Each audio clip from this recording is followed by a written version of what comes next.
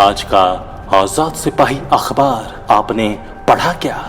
पढ़ते रहिए अपना लोकप्रिय दैनिक अखबार आजाद सिपाही। नमस्कार, आजाद सिपाही के प्राइम बुलेटिन में आपका स्वागत है। मैं हूं राहुल सिंह। आज की प्राइम की प्रमुख खबर कुछ इस प्रकार है। आर्च बिशप ने की हेमंत सरकार में ईसाई मंत्री की मांग। दूसरी खबर, अब बकोरिया कांड की सच्चाई आएगी सामने, सीबीआई की टीम ने मुठभेड़ स्थल की जांच की, लिए सैंपल। तीसरी खबर, मंत्री सत्यानंद भोक्ता ऊंट पर सवार होकर निकले क्षेत्र भ्रमण को। चौथी खबर, कोऑपरेटिव बैंक में 38 करोड़ का घोटाला, तत्कालीन सहायक महाप्रबंधक संदीप सेन गिरफ्तार। पांचवी खबर, बीएमके विश्वविद्यालय के वीसी के नाम पर शिक्षकों को मेल भेजकर मांगी गई राशि, मचा हड़कंप, जांच के आदेश। छठी खबर, सीएम हेमंत ने कहा कि नए साल में तेज होगी विकास की रफ्तार।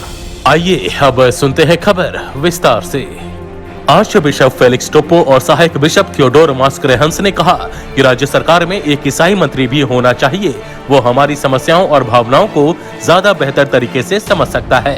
आर्च बिशप मंगलवार को पुरुलिया रोड स्थित आर्च बिशप हाउस में मीडिया से बात कर रहे थे। उन्होंने इस दौरान अल्पसंख्यक स्कूलों की समस्याओं को भी सामने रखा। उन्होंने कहा कि पिछली सरकार के समय में अल्पसंख्यक स्कूलों में कोई भी नियुक्ति नहीं हो पाई।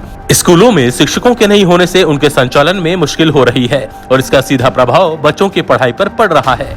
उन्होंने कहा कि हमारे 1500 स्कूल हैं जिन्हें सरकारी सहायता प्राप्त है।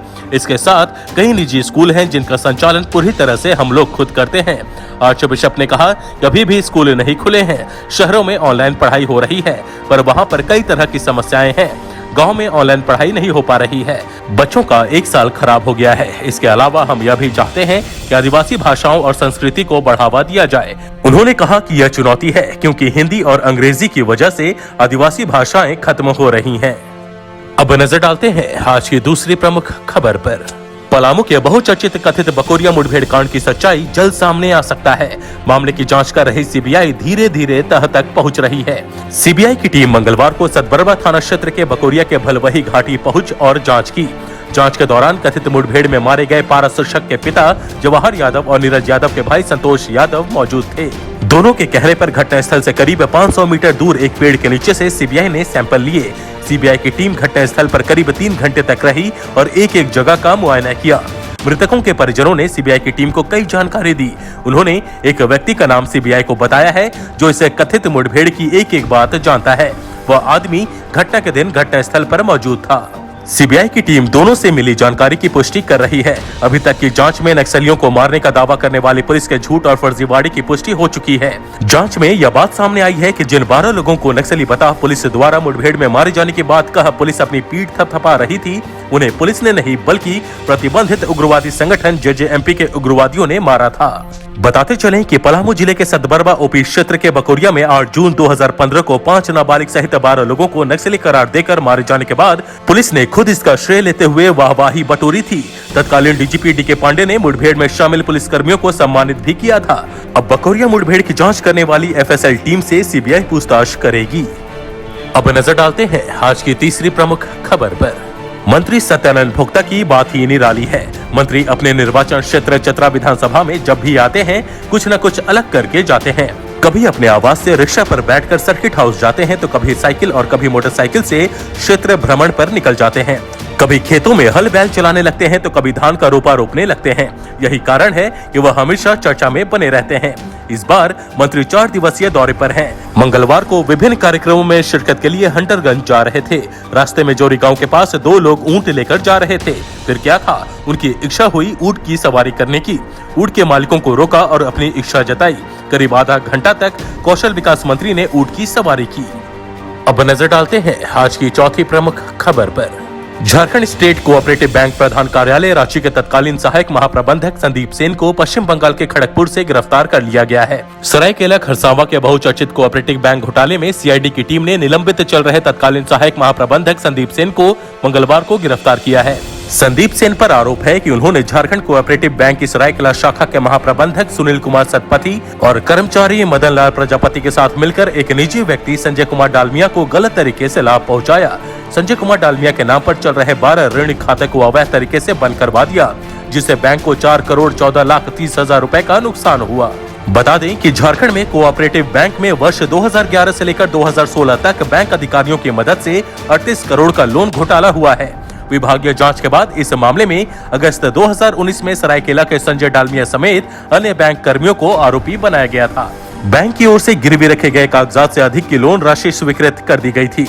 बाद में लोन एनपीए हो गया था। पूरे मामले में 1 दर्जन से अधिक बैंक अधिकारियों की भूमिका संदिग्ध है। अब तक इस मामले में 2 लोग जेल जा चुके हैं। अब नजर डालते हैं आज की 5वीं प्रमुख खबर पर। विनोद बिहारी महतो कोयलांचल विश्वविद्यालय में लगभग 3 महीने बाद एक बार फिर ईमेल के जरिए प्रोफेसरों से आर्थिक मदद मांगी जा रही है। उनसे व्यक्तिगत संपर्क करने को कहा जा रहा है। इस बार कुलपति के नाम पर शिक्षकों को ईमेल भेजकर सहयोग करने को कहा गया है। इससे विश्वविद्यालय एवं कॉलेजों का माहौल एक बार फिर गर्म हो गया है। इसे कुलपति डॉक्टर अंजनी कुमार श्रीवास्तव ने गंभीरता से लिया है। उन्होंने धनबाद साइबर थाना को इसकी जानकारी देकर कार्रवाई की मांग की है। सितंबर महीने में भी इसी तरह का फर्जी ईमेल प्रकरण विश्वविद्यालय में सुर्खियों में था। तब राज्यपाल, कुलपति और रजिस्ट्रार के फर्जी ईमेल के जरिए प्रोफेसरों से सहायता मांगी गई थी और उनसे संपर्क करने को कहा गया था। उस दौरान भी मामले को लेकर धनबाद से रांची तक हंगामा मचा था। घटना को लेकर 30 सितंबर को साइबर थाना में मामला दर्ज कराया गया था। राजभवन से भी इसकी जानकारी मांगी गई थी। कुलपति ने पूरे मामले की एक रिपोर्ट भी राजभवन को सौंपी थी। अब एक बार फिर ईमेल प्रकरण का जिन बोतल से बाहर आ गया है। अब नजर डालते हैं आज की 6ठी प्रमुख खबर पर।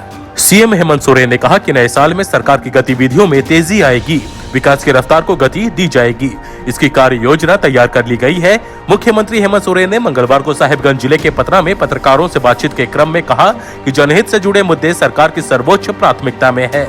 इसमें किसी तरह की कोताही नहीं हो, इसके लिए अधिकारियों को निर्देश दे दिए गए हैं। मुख्यमंत्री ने कहा कि वर्ष 2020 पूरी दुनिया के लिए उथल पुथल भरा रहा। कोरोना महामारी की वजह से व्यवस्थाएं ठप हो गई। महामारी के इस दौर में भी सरकार लोगों के जीवन को सुरक्षित रखने के साथ उनके रोजगार की दिशा में लगातार काम करती रही। उन्होंने कहा कि जनता की समस्या हो या विकास में आने वाली अड़चने, सभी का समाधान होगा। मौके पर जिले के अलग अलग इलाकों से आए सैकड़ों लोगों ने अपनी अपनी समस्या से मुख्यमंत्री को अवगत कराया। उन्होंने अपनी समस्याओं को लिखित आवेदन में दिया। मुख्यमंत्री ने लोगों को कहा कि उनकी समस्याओं को दूर करने को लेकर यथोचित कार्रवाई की जाएगी। आज के आजाद सिपाही के प्राइम बुलेटिन में बस इतना ही।